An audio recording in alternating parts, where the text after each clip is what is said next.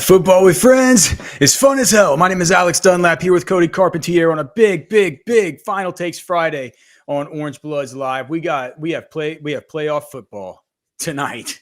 The show is going to be a little bit abbreviated. I didn't tell Cody beforehand, but we're going to get off around 45 or so I can get myself up to the brewery here at my house to meet up with my wife and some of our neighborhood friends to watch these games. So pumped up. Cody, what were you just yelling about? What just happened? So the game day is on tonight at Notre Dame, and it's on tomorrow in Columbus.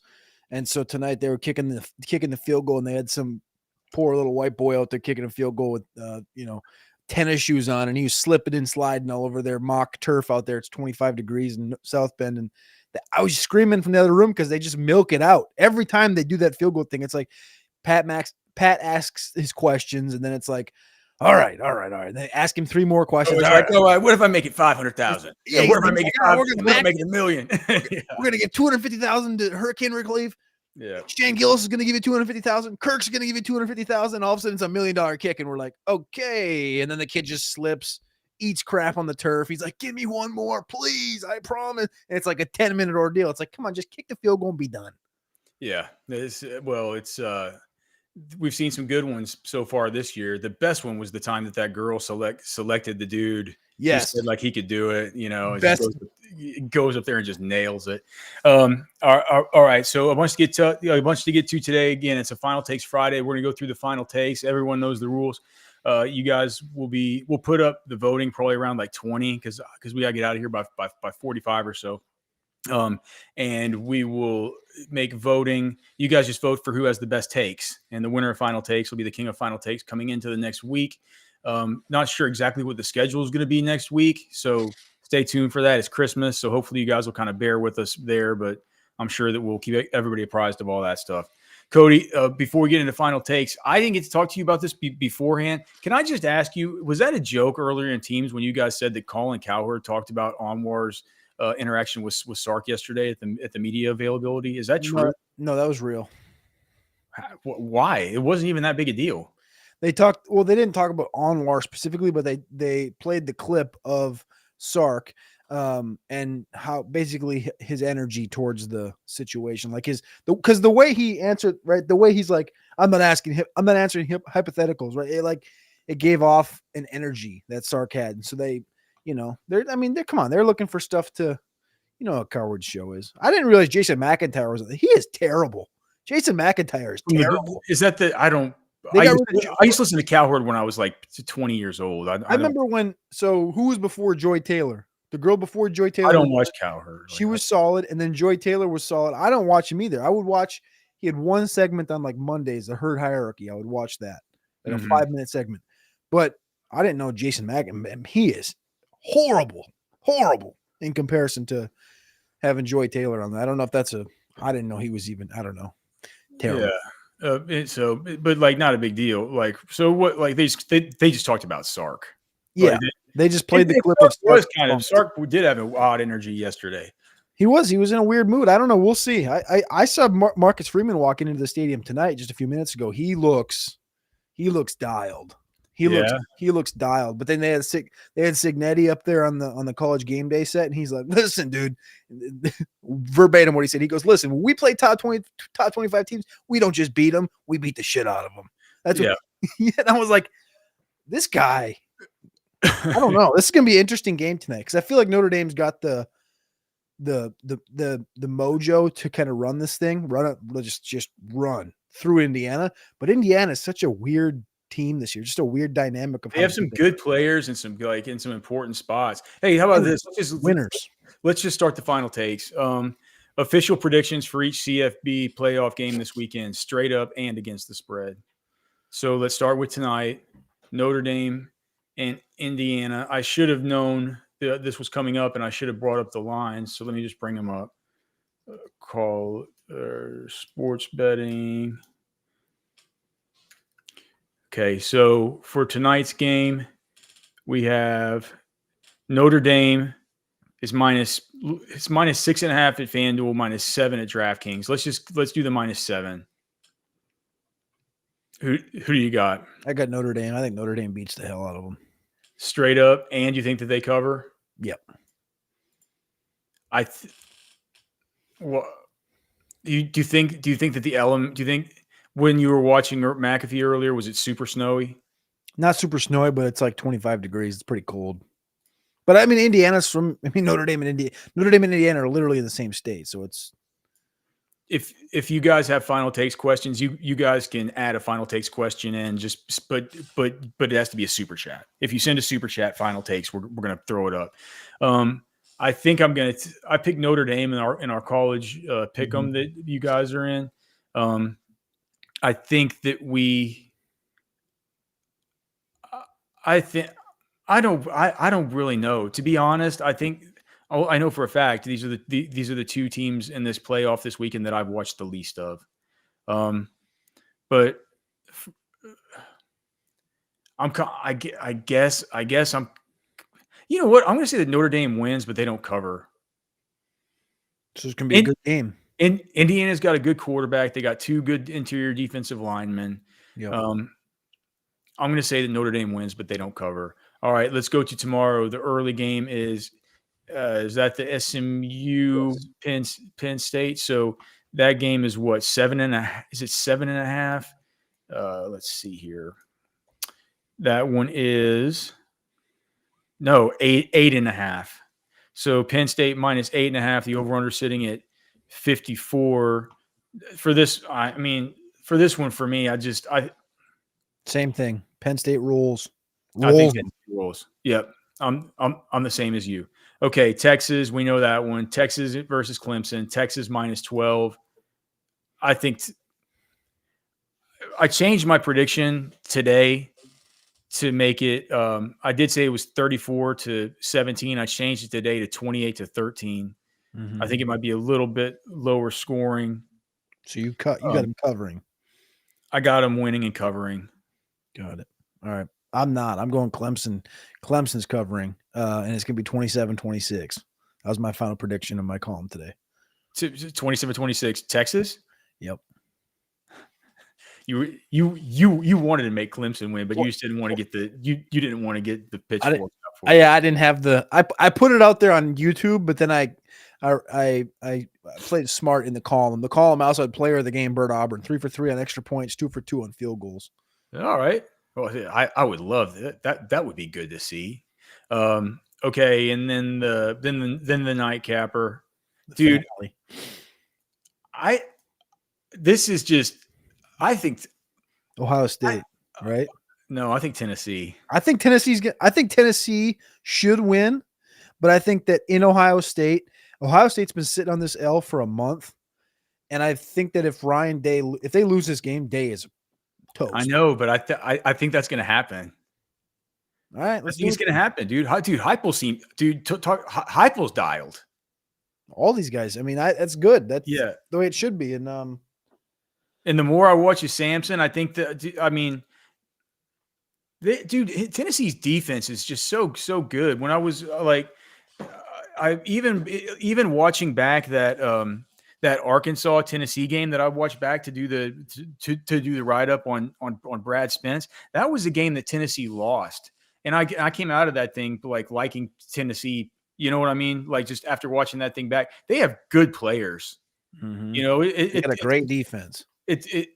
On defense is kind of what I mean. You know, it's the defense that really is super good. I couldn't believe that whenever I forgot what a fun game that was with Malachi Singleton coming in at the end and Green getting hurt and stuff. I really think that when Singleton came in, it just kind of gave him a little bit of a weird shot in the arm, the same way that, you know, the lesser quarterback, whether he's a lesser quarterback or not, I don't know. But the same way it was like with what's his name coming in for Beck. It's like the team got a weird energy and it kind of threw everything off. So I picked Tennessee just to win straight up in our College Bowl pick 'em, mainly because of the defense and also because I didn't want to pick all chalk in that contest. It's a giant contest. I guess in the pick 'em, I picked Tennessee too. So I'll stick with Tennessee for that. But part of me just thinks Ohio State if they're not ready, I mean, maybe they get punched in the mouth, dude. I'd love to see them get punched in the mouth. Nothing I Few schools I dislike more than Ohio State. That's just something about it gives me energy. It just ticks me off. My mom used to say growing up, oh, how I hate Ohio State. And she's from Texas. Oh, how I hate Ohio State. That's a pretty good line. Yeah. Okay. So that's my final takes. Do you have one you want to throw up, or do you want me to throw up another? I got a couple. All right. So final takes. Texas being quiet in the portal is okay because post January 1, you think they're going to raid Ohio State, Arizona State, Clemson, Indiana, whoever. Somebody from the 12-team playoff that loses, Texas will raid. I don't know. I mean, this goes along with the question I was going to ask you, just about just like rating Texas in the portal so far. I don't necessarily think that I don't think that they're holding out on rating playoff teams. I didn't say they're holding out.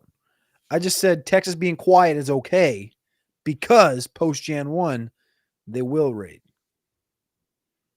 Who could? Because. I'm wondering who they could raid from. I don't think Clemson. It just feels like the kind of kid I mean, Dabo is actually getting into the portal now, which is interesting. But it feels like the kind of players that commit. I guess they got Makuba from there. But see, Makuba's from here. I don't know. No, I just don't think that that's part of the master. I think there's some kind of master plan. I'm not sure it's that. I think it's maybe there's guys that they still know are going to come out and that they're still working on, and they're kind of seeing how things are going to fall with their own guys. Look, man, if these other schools are in contact with players and they're doing the tampering and stuff like that, like it's just like, if that's the case, you tell me that Texas isn't doing that. Mm-hmm. So they obviously have a plan. And here's the other thing about the portal. It's that at some point, Texas can say at some point that, like, outside of the defensive line, we have our homegrown guys. We spent a lot of NIL money on a lot of these guys. We got to kind of take care of our own a little bit. So I think that they have a calculated plan, at least at defensive line, but I'm not sure it has to do with these playoff teams. By the way, Bill Norton, Jermaine Lole, April 22nd. So they were in the late window regardless last year when they did sign. Okay. Let's see here. Final takes. How about this? Thoughts on Maalik Murphy's decision to transfer to Oregon State? Weird, because we talked about earlier in the week that there was a thing that came out that said he committed to Kentucky, which I thought was a fine idea. I didn't think it was a great idea, but I thought it was a fine idea because it was the SEC. Oregon State, I think, is completely cockamamie and backwards because he played good last year at Duke, and now Duke got Jalil Farouk from Oklahoma or Andrew Anthony, one of the two guys. I think it was Andrew Anthony actually from in Oklahoma. I get those two mixed up, man. I know, but they got Andrew Anthony, and now Maalik's gone, and he goes to quite literally. He went to the Pac-12, which there's nothing there to, make the playoff or anything. So maybe Oregon State had a little bit of a bag or something. I don't know, but I think it's a poor decision. I think it's terrible for a great guy. I think it's terrible. I just think it's bad. I mean, what? Stay at Duke at that point. Bingo. I mean, at that point, what he did that for. Now it's just NIL. It has to just be NIL. And at Oregon State, how much can it really be? I think that Duke could be able to come up with whatever it was. I feel like if it was, 700, 750, I feel like Duke could come up with that. If it's north of $1 million, I kind of start to question how Oregon State comes up with that. Yeah. Well, I hate it from Maalik. I think it's dumb. I think it's a poor decision from a great guy. Yep. Final takes. 2025. You get to pick two teams today, December 20th, to be the 2025 version of South Carolina. You pick who? Of course, Florida. SEC conversation here. Florida. Yep, that's my one. I mean, Florida's the answer. Florida and Auburn are my two. Florida just they managed to lose the shutout against Tulane. Tulane scored right there at the very end, but they win that game 33-7. These guys are just young stud quarterback. Good. Recently, pretty good recruiting. Good young players. They just Probably a coach Dallas Wilson. For what? They just flipped Dallas Wilson. They got him. He got out of his NIL from Oregon. Dallas Wilson. He's a 5-star wide receiver from Tampa. Yeah. He signed with Oregon and he got out of his deal. Now he's at Florida. And now they're talking that they're acting like, Jonte could be live to Florida. Catching in the war room last night was saying that like the market for him isn't quite coalescing the way that he would like. But I'm trying to think if there does it. It's Florida. It's like that's the best. I mean, Florida is going to be one of these teams next year. I think that is going to be a real tough out down the stretch and probably just not make the playoff, but show enough to where it's like next year, whenever we go to the SEC media days, I think we'll be giving in 2026, we'll be giving Florida the same kind of respect in our preseason rankings that we'll be giving like Lenora Sellers and South Carolina coming up here in just a 6 months or so, or 7 months or so. With the win tonight, 8-5. 8-5 for Florida. That is incredible from where. Yeah, dude. It's. I mean, especially given man. I mean, with losing your quarterback, like for most of the season, seeming like you're going to get fired.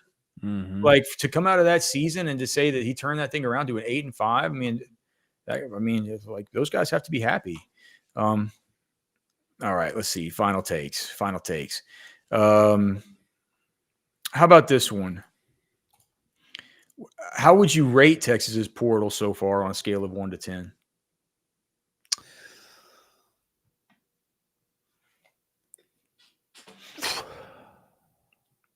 You know what? I think my first thought in my brain was like 3.5. I'm going to go 6.5. And I'm going to give that 3-point buffer the label of patience. So 3.5 points for what they've done and 3 points for the patient factor, that they haven't went out and overextended on the UCF kid. They didn't go overextend on one of these D tackles that they don't really want. They were able to stay smart in conversations with guys like Eric Singleton. They didn't get overextended. They didn't reach. 3 points for patience, 3.5 for the punter, the linebacker. Yeah. Well, and Brevard. It's okay. Good. I mean, he's good, but like he's not as good. Like Brad Spence, the linebacker, that is the perfect portal ad. I mean, and it makes it's the same. It's kind of like the linebacker version of a Matthew Golden, a guy who noticed play against you, play well, got a sack against you, 7 tackles.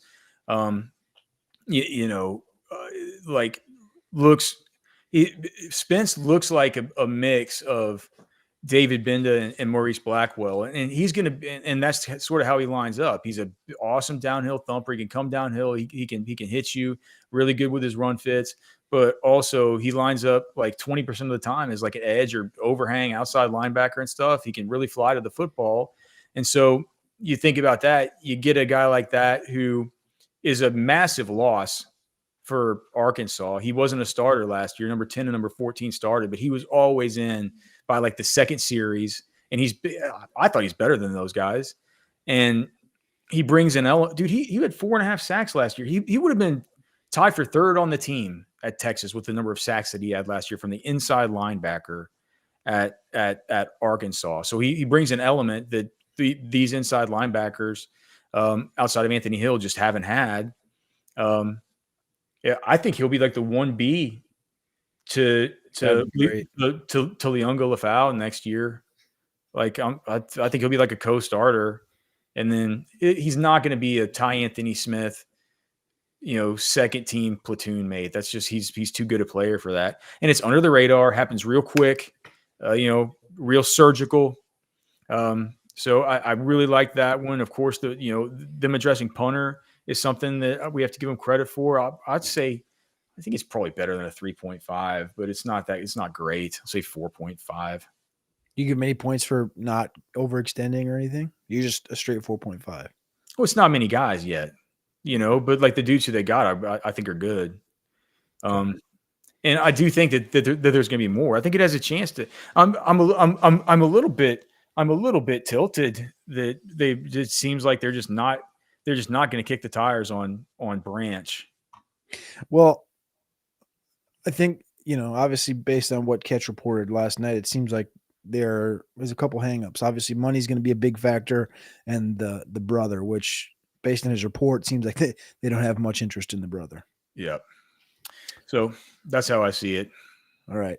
Final takes. I got one for the game. Trey Wisner is the most important piece of the game if Texas is going to win against Clemson. I think the quarterback's always the most important piece.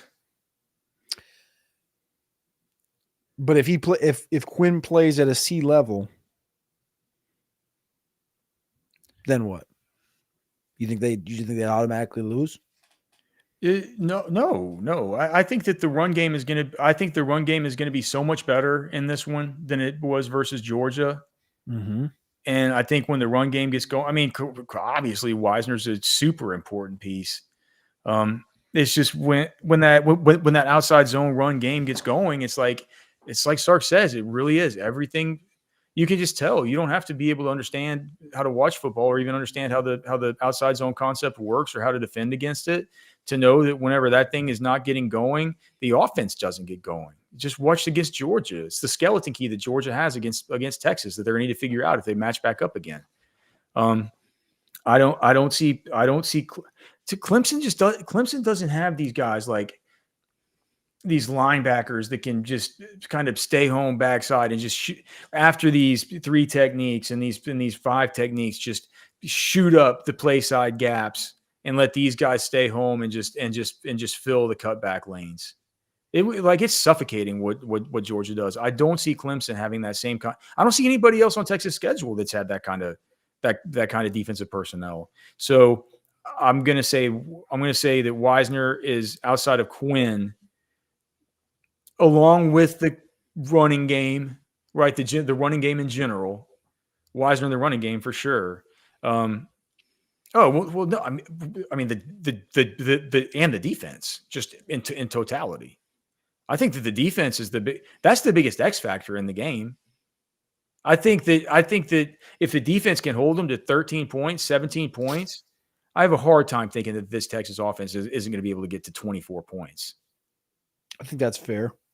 But I just will say for the chat that's listening, you can vote, and you should vote for Cody because Alex defined why I'm right with Trey Wisner and how important it is getting the zone run going for this offense to succeed. And if the offense doesn't succeed, Texas doesn't win. That's just how math works. If you don't score, you don't win.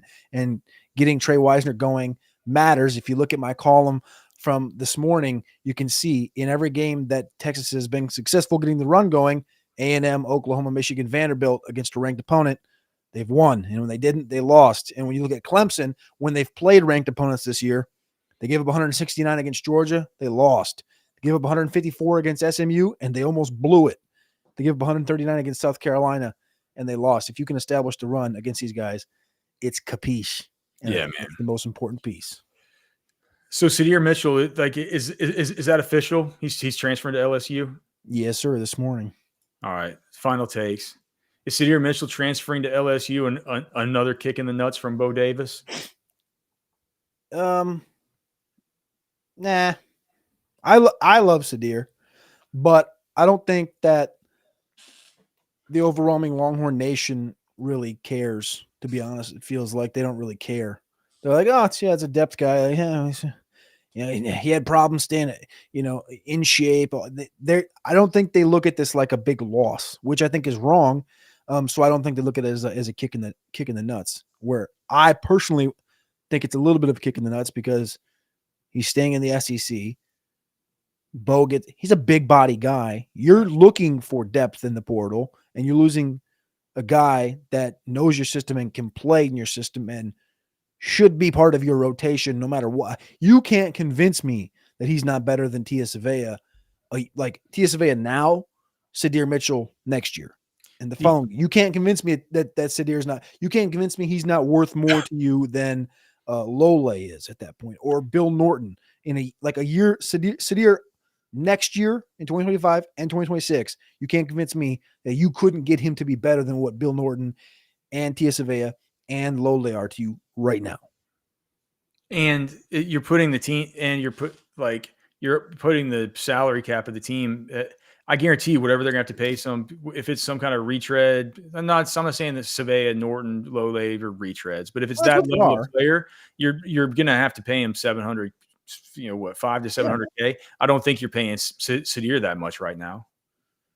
Yeah, I don't know if you're paying him a half. I don't know if that number's quite a half, but I think on the surface that probably looks ugly for them to be like, gosh, we don't want to pay this guy this. He hasn't done anything. Do I pay him $300,000? Especially when he's kind of been a little bit of a thorn in the side, a little bit. You know what I mean? Yeah, 100%. I think you're right. But that's what I'm saying. I don't think it's kicking nuts because I don't think that the overwhelming Longhorn Nation looks at it that way, nor obviously does the coaching staff. Otherwise, they would have kept him. I think it's a bit of a kick in the nuts. Okay. I don't think. What if we're interviewing him at the combine in 3 years? I would not be shocked. Well, it's almost like I kind of think we are. All right. What's the next one? Do you want me to do another one? I got one right here for you. Final takes. Go-to meat for Christmas dinner, and what's one family tradition? Go-to meat? Yes. Very easy. Texas Beef Traders. You know I'm going to Texas. You know I'm getting Texas Beef Traders for my dinner. I'm going to get look. There's two things that you can do, and they're both delicious. One is a standing rib roast. Is that the same as a prime rib? That's the same as a prime rib, right? Except It's got the actual rib bones on the bottom. Yep. That's the best part, is those beef short rib, those beef back ribs, right? My mouth is watering just talking about it. I have a brother-in-law who's a chef who cooks it up. So that, or if you're very, very rich, like Tom G or Oscar Elizondo or Money B, you can just get the whole big tenderloin, right? And kind of chop it up little pieces for everybody. Mm-hmm. And it's just so good. It's so much better. Sometimes what my mom does is she'll do the only other meat thing we've ever done at Christmas is sometimes she makes this awesome pasta where it has beef short ribs on top of the pasta, and you just kind of take, you know how beef ribs, short ribs go. You can kind of like, I don't know, you can kind of, you can almost tear it off the bone, and I kind of tear it off the bone and mix it up in the pasta. It's like super awesome. Mm-hmm. So those are my go-tos. We don't eat turkey and ham and stuff at our Christmas, thank goodness. My wife's family does, but I don't go to that Christmas. The tradition, man, I don't know. Like in my, it's mainly my mom's side of the family we would do it with, and my dad's side, because it was so many more people, and they're all Swedish, and so they they have this one tradition, these things called spritz cookies. They always have them every year. They have this thing called Ustakaka. It's this other thing. They always want to make it, and neither of them is very, very good. Everybody's like, "Oh, who brought the spritz cookies?" I'm like, "Who cares who brought them? They don't taste good. They never have." So I'd say that's it. As far as my family, like our traditions, like with my immediate family, I think we have. Go to church Christmas Eve. The kids can open one gift on Christmas Eve. Yep. It's kind of it. It's pretty traditional Christmas stuff. What about you? I think you nailed it. I think that's a pretty good response. I think you're still going to lose, but I think that's a pretty good response. The ribeye roast is 100%. That's the move. And then the tradition, Yeah, I think that the getting the gift the night before has always been one. But I think the one thing that always comes to mind for Christmas is we go to my grandma's. My grandma, this has been like, I don't know, feels like it's been at least a decade and a half, 15, 16 years. She gets a ton of toilet paper from Sam's Club, and she gives it's the stupidest thing, but it's turned into a thing where like every year you expect to go to grandma's house for Christmas, and every single person gets it's like a 9-pack of toilet paper. The dumbest thing, but we get toilet paper every year. It's just It's not, like wrap the tree or something. It's just toilet. I thought there was gonna be something else to it. No, that's our gift. Our gift is toilet paper. Everybody goes. So I'm just telling you, when you get there and there's like, I don't know what our immediate family is, probably 22 or 24 people. So there's just a ton of toilet paper, and everyone's just like, I got my, and it's almost like a currency at Christmas. It's like if somebody steals your toilet paper, like if you leave and you don't have it, that and beef jerky. She makes her own beef jerky at home, and then toilet paper. And if somebody steals your beef jerky or your toilet paper, it's gonna be a fight. There's gonna be a fight. Okay, that's the oddest thing I've ever heard. All right, getting through this. Arch Manning, over under six snaps against Clemson. I think that's a good number. Because it's a slight bump, slight elevation, but it's still just a complete minimal usage. I'm gonna go under. I'm gonna say 0. Oh, not a single snap. I'm gonna say I think that Sark, unless an injury happens, I think Sark is gonna make a point to not play him a single snap. I'm not sure that I mean, he's probably right.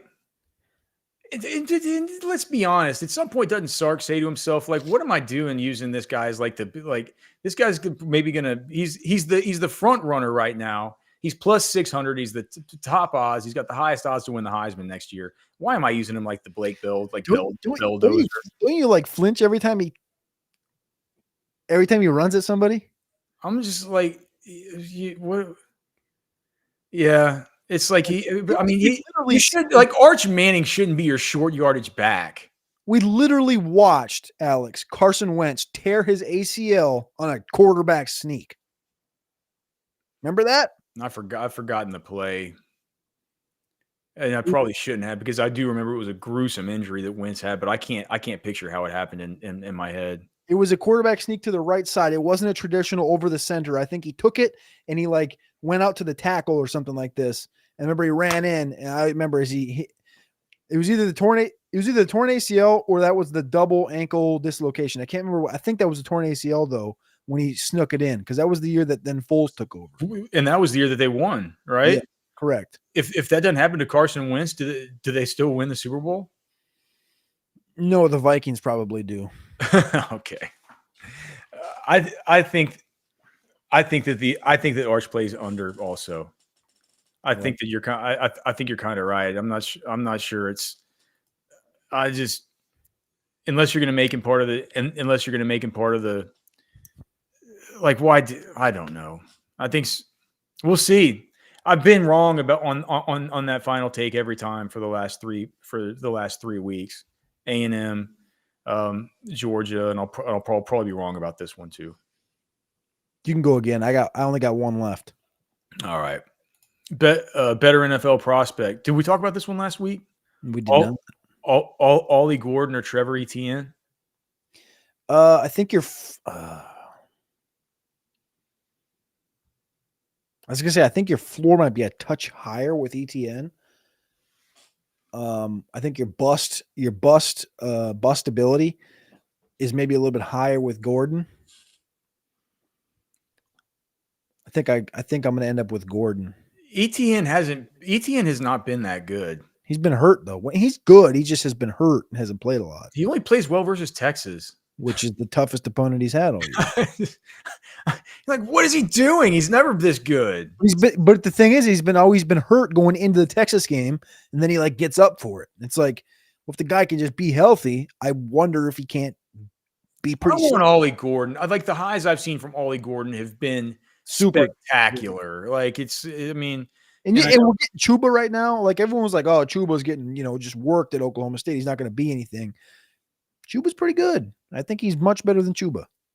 Oh yeah, dude. I like it. Well, but Chuba's really done a lot to really hone his craft and just get better. He's worked really hard, and they've rewarded him for it.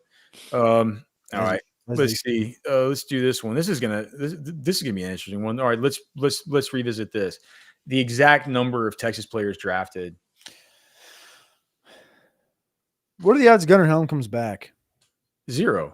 He's going to he's a senior and he's going to the Senior Bowl. Oh, that's right. I literally knew that. Why did I think about that earlier? For some reason, I'm walking around the kitchen and I'm like, what if Gunnar Helm pulled like a Jade and came back and tried to win the Mackey? And I totally forgot that I literally read that he accepted. He doesn't have any eligibility. Everybody's got eligibility now. What are you talking about? Sue the NCAA. It's a joke. Okay. Total drafted. All right. So you got Banks. You got Barron. We'll go Bond. I'll take Golden. I'll take Majors. I'll take Cam. Are you counting these? I think I am. I think I was in my head. You're 6. I think I'm at 6 too. Okay. Now my brain kind of snapped. Just start over. Here, pull up the scholarship board.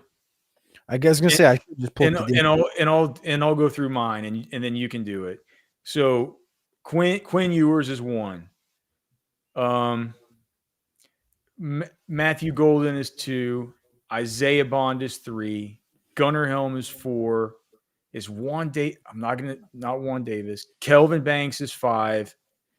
Cam Williams is 6. Jake Majors, I think, is 7.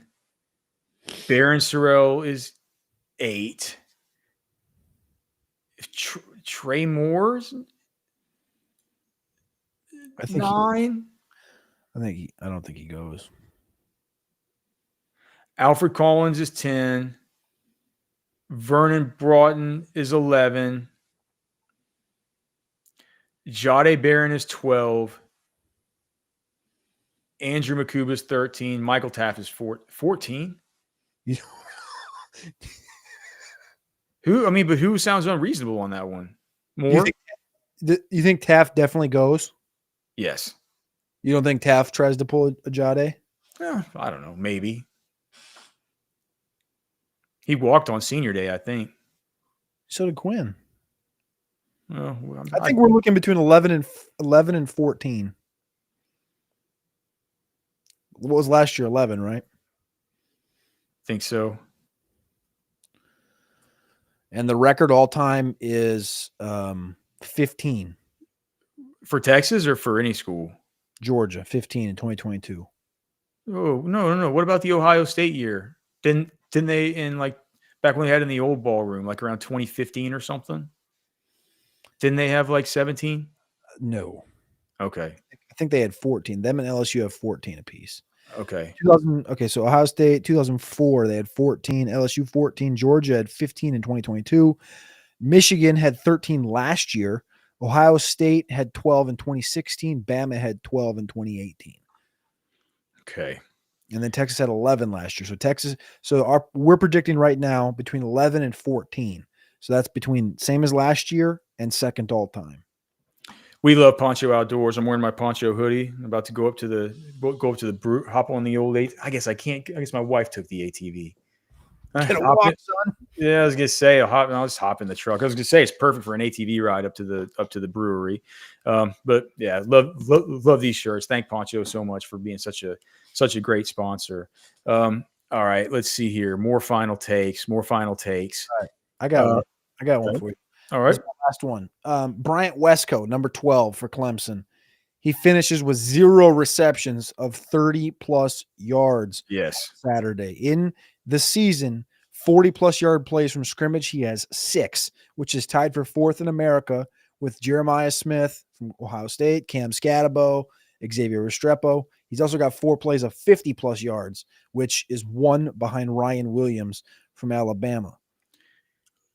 Yeah, I think that if anything, he'll draw like a 45-yard defensive pass interference from Manny Muhammad. That's what I'm worried about. They don't get burned like that. But Muhammad has gotten beat. Yeah. People talk. Look, Manny Muhammad is very, very good. People talk about him like he's an elite shutdown corner. It's like he's been very, very, very good. But it's I do think people talk about him like he's completely locked down, and it hasn't been exactly like that this season.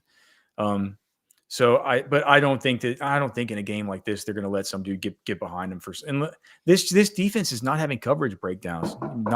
Knock on wood, but that kind of thing is usually the result of that, especially with a guy like Wesco, who it's you get the ball in his hands, he can make something happen. But these guys don't have coverage breakdowns, and they're also just really good at the open field tackling. They're good at getting the guys on the ground after catch. So I don't think so. He's probably going to, he'll spit out and hurt you a couple times, but I don't think he's going to have a 30-plus yard bomb. I don't think that's going to happen. How about this one? Kind of an off topic one here, but it's a good one. The undisputed top 3 fast food restaurants. I don't eat, you and I like to eat generally healthy food, but mainly just meat and protein and stuff. But certainly there is good fast food out there. I think I have a few. This is like you could do a show about the top 3. I used to think that Whataburger was best, but I don't think so anymore. Who I think belongs up in this conversation? I don't even know if I can name my top 3 per se. I think Raising Cane's is pretty underrated. Do you know the one? Maybe that you have this one in South Carolina because they have it in the Southeast. It's called Zaxby's. Yep, Zaxby's is pretty good chicken. That place is really good because it's not just chicken. Yeah. They also have I've never got anything other than chicken there. But the chicken tenders are really good. But they also have grilled chicken stuff. They also have delicious salads. And I know you hate to spend money on salads, but it's that's a fast food place where you could actually go and you could have to eat there every day for a month or whatever, and you wouldn't turn into a total disgusting fat body. Is Chipotle? Oh, is like Chipotle considered? I think so, but Chipotle. All right. So if that's considered, there's one down here that's actually an Aggie one, and it's called Freebirds, and it is very, very good. And so Freebirds would be my other one. I think that they're big enough. In Aggie Chipotle, a what? Well, I think the first one that they made was in College Station. Oh, so but dude, Freebirds is votes now. Thank you.